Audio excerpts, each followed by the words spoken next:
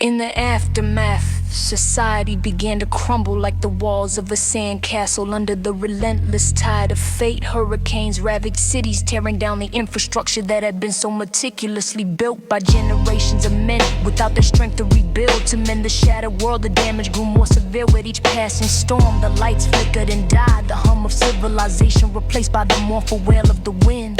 Power outages grew from a nuisance to a nightmare as women struggled to keep the lights on, the water flowing and the fires of industry stoked. The years rolled by like a slow marching towards oblivion. The pathogen continued its relentless march, claiming lives with a cold efficiency that left the survivors gasping for breath. The world grew dimmer, the echoes of laughter and the warmth of companionship fading like the final embers of a dying fire.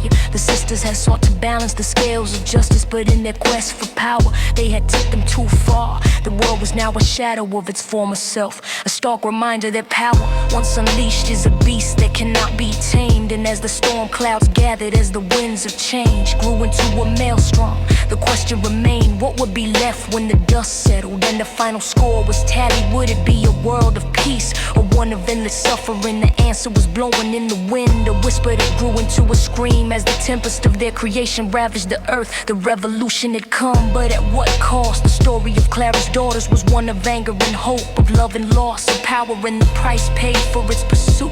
And as the final pages of history were written in the blood of the fallen, the world waited with bated breath for the next chapter to begin.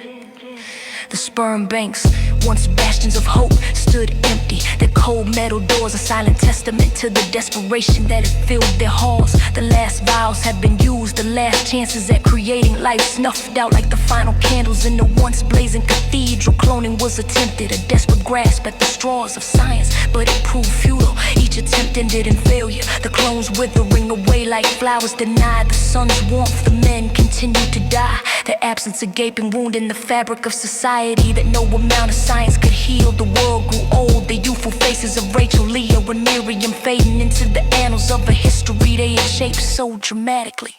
Life, ever the resilient force, clung to the edges of existence. The last little girls grew, their eyes reflecting the weight of the world upon their shoulders. They played in the ruins of the cities, their laughter a haunting echo of the past. They learned from their mothers, the survivors who had watched the world burn, who had picked through the ashes to find the seeds of knowledge that could sustain them. The whispers of the sisters' names grew in the legends, tales of the harbingers of change that were told around campfires that burned with the remnants of the old world. The old world, the old world, the old world,